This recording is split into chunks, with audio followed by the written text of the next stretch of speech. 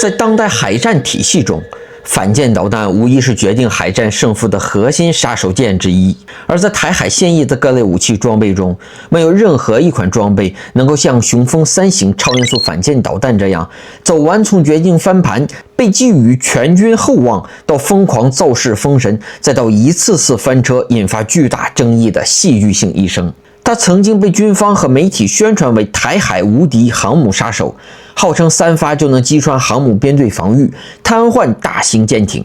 它是台军工部门耗时10余年、投入巨资打造的自研代表作。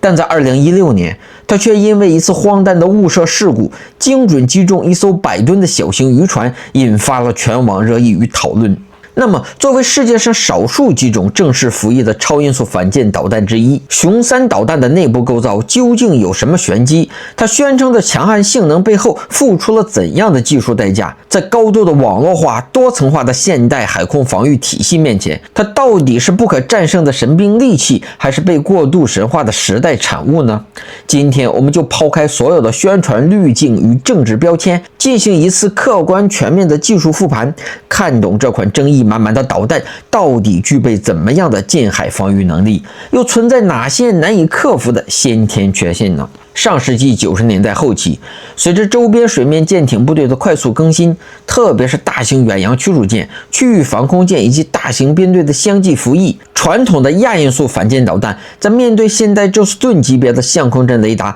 与密集垂直发射的防空系统时，飞行速度慢、飞行时间长，突防成功率开始呈现断崖式的下跌。为了应对这一情况，台研发部门启动了著名的擎天计划，立志造出第一款自主研制的超音速反舰导弹，将目标锁定在了超音速突防这一极为激进的技术路径之上。然而，雄风3型的诞生过程并非一帆风顺，甚至充满了一波三折的戏剧性。早年研发团队从美国引进了一套 ALVRG 高级低成本冲压发动机技术，原本的规划是拿这套技术来改良天宫防空导弹，用于高空拦截高速战机。整个团队埋头攻关数年，投入了海量的研发经费，风洞测试和地面试车全部做完，临门一脚准备定型时，才发现一个致命的问题。这套美国技术的进气逻辑、气动结构和飞行姿态，天生只适合低空高速掠海打击，完全不适合做高空防空拦截。数年心血面临路径修正，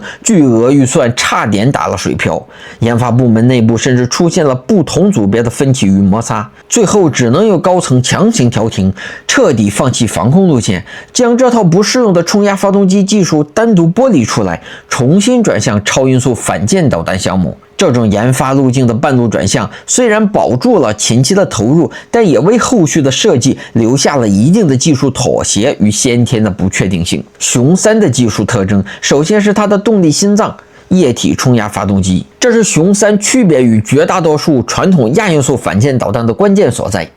传统的亚音速反舰导弹大多数采用航空涡轮喷气或者涡轮风扇发动机，优点是省油、航程远，但受限于机械叶片结构的物理极限，速度很难突破1马赫。而冲压发动机内部没有任何的高速旋转的压气机叶片，它的原理是利用导弹本身高速飞行时产生的强烈迎面气流，直接冲进进气道，经过气动扩散段紧速增压后，形成了高压空气，再与喷入的液体燃料混合剧烈燃烧，从喷气管高速喷出，产生巨大的推力。但冲压发动机有一个致命的物理限制，它无法在0速度下自行启动。为了解决这个问题，雄3采用了集成式的固体助推器设计，在发射瞬间，弹体外侧的2具庞大固体火箭助推器首先点火，在短短数秒内将重达 1.5 吨的弹体剧烈加速到 1.5 至2马赫以上的临界速度。当达到工作条件之后，助推器脱落，主进气道打开，冲压发动机顺畅接管动力，推动导弹一路狂飙至高速巡航状态。这种动力设计带来了2大的核心优势。第一是压缩敌方的反应窗口，在超音速飞行状态下，导弹每秒钟可飞行近1000米，现代水面舰艇的近程防御系统对低空目标的发现和拦截响应时间通常在15到20秒左右。面对亚音速导弹，防空系统拥有长达100秒以上的拦截时间窗口。但面对超音速突防的熊3，留给火控计算机计算弹道、转动炮塔、发射拦截弹的反应时间会被压缩到极致的10几秒甚至几秒钟。第二是强大的动能杀伤力。熊3在高速撞击目标时，除了弹头内部装填的约200公斤高能炸药之外，弹体本身携带的巨大动能将成为可怕的杀伤要素。熊3配备了专门设计的半穿甲延时引信战斗部，在接触敌舰外壳的瞬间，坚硬的超合金弹头凭借着巨大的物理动能，直接贯穿舰体外壳，深入到舱段内部，随后延时引信点火爆炸，造成极高的结构毁伤。尽管冲压发动机带来了物理性能上的提升，但在实际研制与生产阶段，核心零部件的供应链封锁以及物理规律带来的气动缺陷，直接限制了这款导弹的性能上限。首先是专属燃料与供应链制约。超音速导弹要维持高马赫数的持续飞行，非常依赖热值高、稳定性强的高密度 JP10 专属燃料。但由于受到外部供应渠道与技术的限制，研发团队无法稳定获取这种高密度燃油，最终只能使用普通的航空煤油进行替代。这直接导致导弹的实际续航能力受限，初始设计的250公里射程被迫缩水到150公里左右的实际射程。虽然后续通过加大弹体中段的燃料箱推出了所谓的增程型，但体型也随之大幅增加。其次是高精度导航与零部件的依赖，导弹在远程飞行时的精准度全靠高精度惯性陀螺仪进行定位与姿态修正。由于无法通过常规渠道获得高端战术级组件，团队不得不采购不同体系的光纤陀螺仪进行拼凑兼容，导致了远距离飞行时累计误差偏大。此外，发动机密封件、高频射频芯片、温控元器件等关键部件均依赖散装外购，缺乏完整的自主量产供应链。它的物理与气动短板更是降低了它的性能，主要有以下几点。第一是雷达反射截面积 RCS 巨大，隐身性能极差。熊3弹体两侧的外挂式进气道创造了多个剧烈的雷达波电磁反射角，再加上弹长近6米、弹径近0.4米的庞大体型，使得熊3的雷达反射截面积相当惊人，在大功率相控阵雷达和空中预警机面前根本谈不上隐身。第二是缺乏全程的超低空掠飞能力。高空弹道容易被提前拦截，这使得其在10000米高空巡航阶段时毫无遮挡地暴露在远程防空网面前，极易在数百公里之外被拦截。第三，体型笨重，平台适应性受限。一枚全重接近 1.5 吨的庞大导弹无法做到像现代通用垂直发射系统那样的装填，只能采用庞大的倾斜箱式发射架，挤占舰艇的甲板空间。小型快艇根本无法承受其发射后坐力，只有大型驱护舰或者陆基拖车才能够搭载。至于空射化的改装，轻型战斗机挂载如此沉重的导弹，会严重恶化航程与机动性，使其空射拓展举步维艰。真正让雄风3型引发全网热烈讨论的是在2016年7月1日发生在左营军港的误射事故，这也是他服役生涯中少有的完整实弹飞行记录。当时军港官兵在维护操作中违规跳过了多级检验，进入了战备模式，意外地发射了一枚战备状态的熊3导弹。这枚造价昂贵的超音速导弹在飞行了70公里之后，锁定并贯穿了一艘100吨级的小型渔船。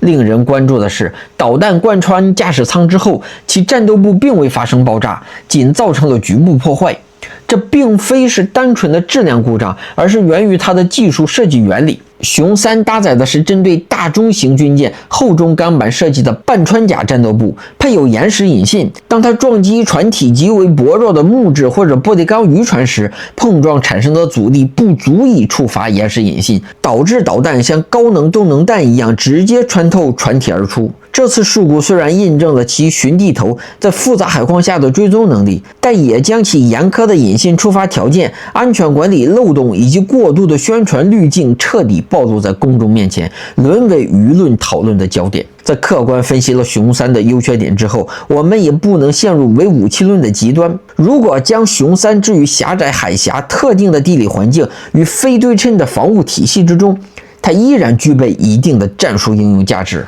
在实际的战术部署中，大型水面舰艇容易成为首波打击对象，因此台军将熊3的部署重心逐渐转向了陆基机动车组。这些搭载4连装发射箱的大型卡车隐蔽在山体洞库或者地下的掩体中，在战术预警下分散驶出进行隐蔽发射。在海峡狭窄的水域内，这种分布式的部署构成了一种非对称的打击网，试图对大型的两栖登陆与输送舰艇造成潜在的威胁。同时，在战术推演中，台军极力倡导高低搭配的混编饱和打击，也就是将亚音速的雄风2型与超音速的雄风3型混合发射。熊2利用超低空掠飞能力与较小的雷达特征隐蔽接近，熊3则以高超音速从高空正面狂飙，试图通过一快一慢、一高一低的不同组合挤爆防空系统的火控计算通道。但综合来看，宣传中的航母杀手存在着彻头彻尾的夸大。现代远洋舰队拥有由预警机、电子战飞机和多层防空舰组成的数百公里防空体系，